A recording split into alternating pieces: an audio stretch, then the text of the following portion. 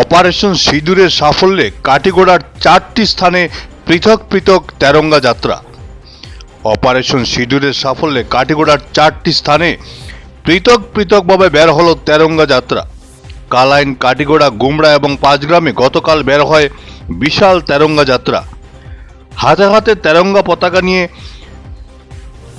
যাত্রায় সামিল হন কাটিগোড়ার প্রাক্তন বিধায়ক অমরচাঁদ জৈন, জেলা বিজেপির সহসভাপতি বিপ্লব কান্তি পাল, মণ্ডল সভাপতি বিশালাক্ষ দেব, নিত্যগোপাল দাস, দুই প্রাক্তন মণ্ডল সভাপতি নির্মলেন্দু চক্রবর্তী ও সমীরণ নাথ লস্কর। নমস্কার।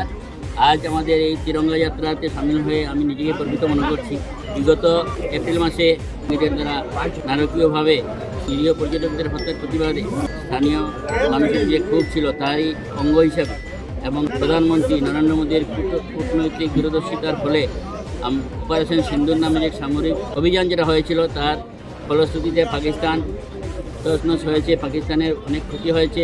এতে আমরা ভারতবাসী হিসাবে আমরা অনেক গর্বিত। জঙ্গিদের উপর হামলা করে ওদেরকে নিঃশেষ করার যে প্রধানমন্ত্রীর যে মানসিকতা, তার জন্য আমরা তাদের ধন্যবাদ জানাই। ভারতীয় সেনাবাহিনীকেও ধন্যবাদ জানাই, কারণ তাদের মনোবল বৃদ্ধির জন্য সমস্ত দেশবাসী আজ তিরঙ্গা যাত্রা আয়োজন করেছি আমরা কাছাড়বাসীর তরফ থেকে। তাই আগামী দিনেও আমরা এই রাষ্ট্রপতি সরকারের পাশে থাকবো এবং নরেন্দ্র মোদীকে আমাদের রাষ্ট্রীয় পুরুষ হিসাবে আমরা সবার মধ্যে দেখতে পেয়ে আগামী দিনেও ওনার সঙ্গে আমরা সবাই একজুট হয়ে থাকব।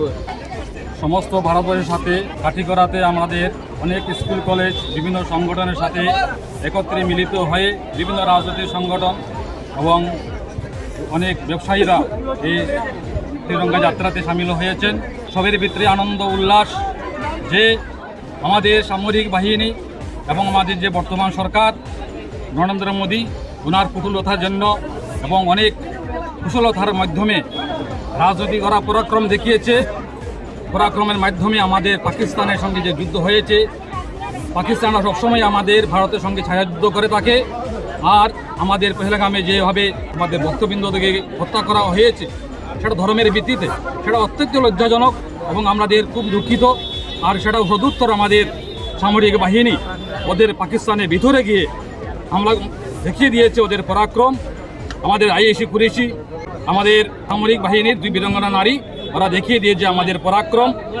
সেই জন্য আমাদের রাজনৈতিক শক্তিও দরকার আছে, আমাদের সামরিক শক্তিও আমাদের অনেক উন্নত হয়েছে।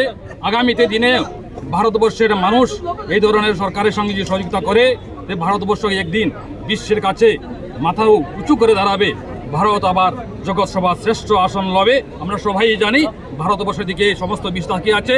আমরা শাস্ত্র ধরতে জানি, শাস্ত্র ধরতে জানি। আমরা দেখিয়ে দিয়েছি আমাদের কাছে শাস্ত্র নীতিও আছে। যারা নীতি মানবে তাদেরকে আমরা ভাতৃত্বভাবে আলিঙ্গন করব। যারা আমাদের নীতিকতা মানবে না, যাতে আমাদেরকে আঘাত করবে, তার জন্য আমরা শস্ত্রের মাধ্যমে তার সদুত্তর দিয়ে দিতে পারি, সেটাই আমাদের ক্ষমতার আছে। আগামী দিনে ভারতবর্ষের মানুষ দেখিয়ে দিবে আমাদের পরাক্রম, ধৈর্য এবং বিক্রম এবং সহনশীলতা। আমাদের উদ্দেশ্য হয়েছে আজকে যে তিরঙ্গা যাত্রা, আমাদের সামরিক বাহিনী ওরা দেখিয়েছে ওদের পরাক্রম, আমাদের বিজয় উৎসব আমাদের বলতে পারি। পাকিস্তানের যে জবাব দেওয়া সেটা সঠিকভাবে দিয়েছে। সেই জন্য আমাদেরও আনন্দ উল্লাস। সামরিক বাহিনীকে আমাদের তরফ থেকে ওদেরকে একটা শুভ অভিনন্দন জ্ঞাপন করছি, আমাদের কৃতজ্ঞতা জ্ঞাপনও করছি বলতে পারা যায়।